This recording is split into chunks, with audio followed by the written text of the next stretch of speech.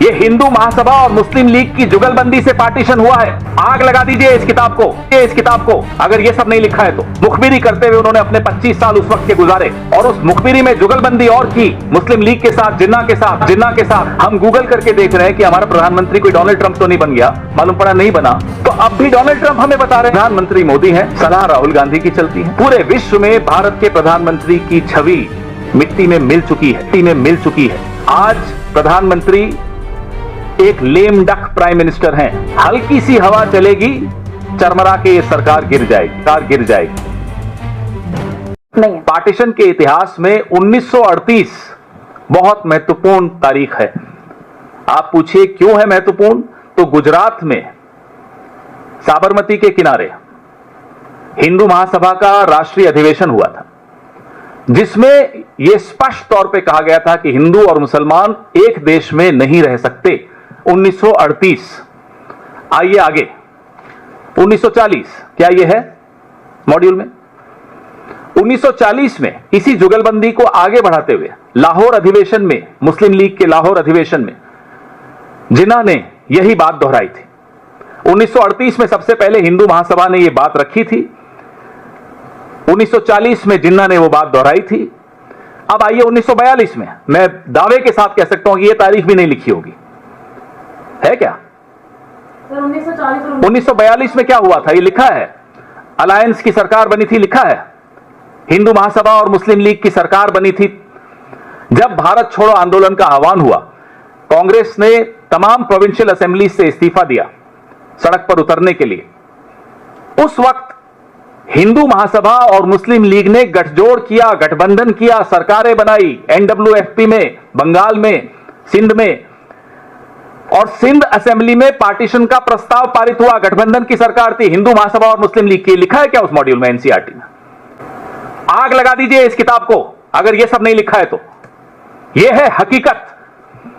यह हिंदू महासभा और मुस्लिम लीग की जुगलबंदी से पार्टीशन हुआ है। इतिहास के अगर सबसे बड़े विलेन कोई हैं तो राष्ट्रीय स्वयंसेवक संघ है। पीढ़ियां उनको माफ नहीं करेंगी जो उनका योगदान रहा है। मुखबिरी करते हुए उन्होंने अपने 25 साल उस वक्त के गुजारे और उस मुखबिरी में जुगलबंदी और की मुस्लिम लीग के साथ, जिन्ना के साथ। गए थे अडवाणी जी जिन्ना की मजार पर सजदा करने, शुक्रिया अदा करने। इसलिए जिस तरह से संस्थाओं में ये हस्तक्षेप करके इतिहास को तोड़ मरोड़ रहे हैं, हम कोई चुप बैठने वाले हैं? क्या ये इतिहास के पन्ने हटा सकते हैं? ये वाले 1938 वाले, 1940 वाले, 1942 वाले? हमें तो सीज फायर की भी जानकारी ट्रंप से मिली। हमें थोड़ी, भारत ने थोड़ी बताया। भारत के प्रधानमंत्री ने तो भारत को नहीं बताया, भारत के विदेश मंत्री ने भारत को नहीं बताया, भारत के रक्षा मंत्री ने भारत को नहीं बताया। डोनाल्ड ट्रंप हमें आकर बता रहे हैं कि भाई सीज फायर हो गया। हम गूगल करके देख रहे हैं कि हमारा प्रधानमंत्री कोई डोनाल्ड ट्रंप तो नहीं बन गया, मालूम पड़ा नहीं बना। तो अब भी डोनाल्ड ट्रंप हमें बता रहे हैं कि साहब हमने रूस से तेल खरीदना बंद कर दिया। मुझे तो आपसे मालूम पड़ा, आपको डोनाल्ड ट्रंप से मालूम पड़ा, हो सकता है डोनाल्ड ट्रंप को रूस से मालूम पड़ा हो, हमें नहीं मालूम पड़ा। सर, उपराष्ट्रपति पद के चुनाव के लिए इंडिया गठबंधन या कांग्रेस की तरफ से कोई उम्मीदवार कब तक अनाउंस किया जाएगा, किसे अनाउंस किया जाएगा या अनाउंस भी किया जाएगा कि नहीं? धनखड़ साहब का पता चला कहां है? मिल नहीं रहे ना, सुना फोन भी नहीं उठाते। सही वक्त पे इसका भी जवाब देंगे। सर, एक सवाल, चूंकि राहुल गांधी की भविष्यवाणियों और आशंकाओं को लेकर कई बार ये हुआ कि उनकी बातें सच साबित हुई। 2016 में जीएसटी इंप्लीमेंटेशन के वक्त उन्होंने कहा था कि जो स्लैब रेट है वो अनुचित है और जीएसटी की ऐसी जटिल प्रक्रिया जिसने भारत के व्यापारियों को मुश्किलों में डाला है। अब प्रधानमंत्री ने जो घोषणा की है कि अब स्लैब रेट जो है वो बदला जाएगा, हम तोहफा देंगे, तो उसके बाद फिर से राहुल गांधी की वो इस साल, ये 11वां साल है मोदी का। हर साल राहुल गांधी जी की एक बात सही साबित हुई, लगभग 1 दर्जन बातें उनकी सही साबित हुई। प्रधानमंत्री मोदी हैं, सलाह राहुल गांधी की चलती है, प्रेडिक्शन राहुल गांधी की सही साबित होती है।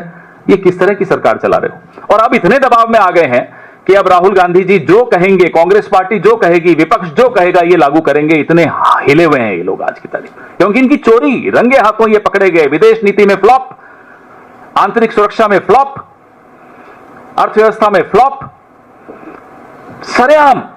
मैं देश की बेइज्जती नहीं मानता, क्योंकि देश को इन्होंने अपने आप से अलग रखा है, अपनी छवि को ही निखारते रहे।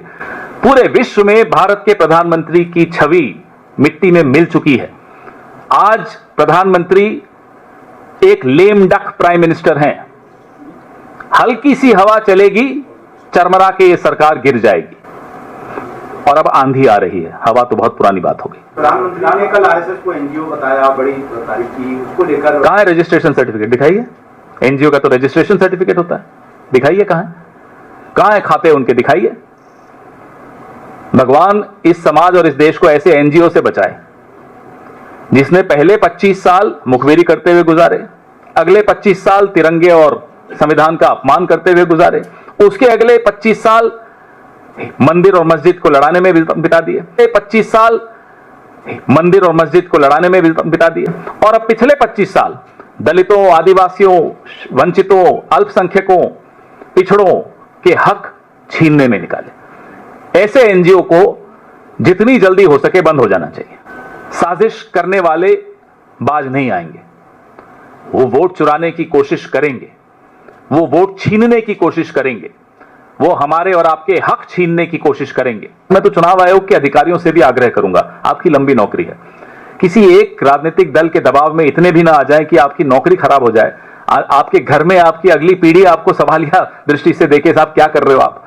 लोगों का हक छीनने का किसी को हक नहीं मिलता।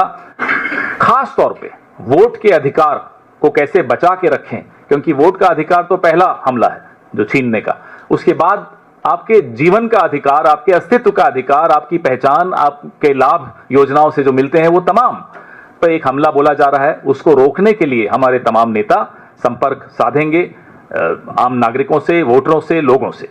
आपने देखा राहुल गांधी जी की 7 अगस्त की प्रेस वार्ता, किस तरह से एक एक पते पर 80 नाम, ये सब जिस तरह से किया जा रहा है, वो कोई राजनीतिक दल उसकी जिम्मेदारी नहीं ले सकता। हमें तो आप प्रिंटेड फॉर्मेट में देते हो लिस्ट, हम मशीन रीडेबल लिस्ट मांग मांग के थक गए, हमें नहीं मिली। जब आप हमें लिस्ट ही नहीं दोगे तो आप क्या उम्मीद करते हो कि हम कैसे आपकी चोरी पकड़ लें? फिर भी हमने पकड़ी। अभी हमने सिर्फ एक विधानसभा क्षेत्र की चोरी पकड़ी, उसमें भी हमें 4 से 6 महीने लगे। अनुराग ठाकुर आए थे उस दिन, 6 लोकसभाओं का आंकड़ा वो कैसे ले आए? फिर आप कहते हैं साहब कांग्रेस अपनी जिम्मेदारी, अरे कांग्रेस जिम्मेदारी तब निभाए जब आप उनको वही हथियार दो जो आपने अनुराग ठाकुर को दिए हैं। हमें दीजिए ना वाराणसी का, हम तो फिर बोल रहे हैं वाराणसी के पूरी वोटर लिस्ट हमें दीजिए, इलेक्ट्रॉनिक वोटर लिस्ट दीजिए जो आपने अनुराग ठाकुर को दी थी। हम बता देंगे आपने कहां कहां चोरी की है, और चोरी होने भी नहीं देंगे फिर।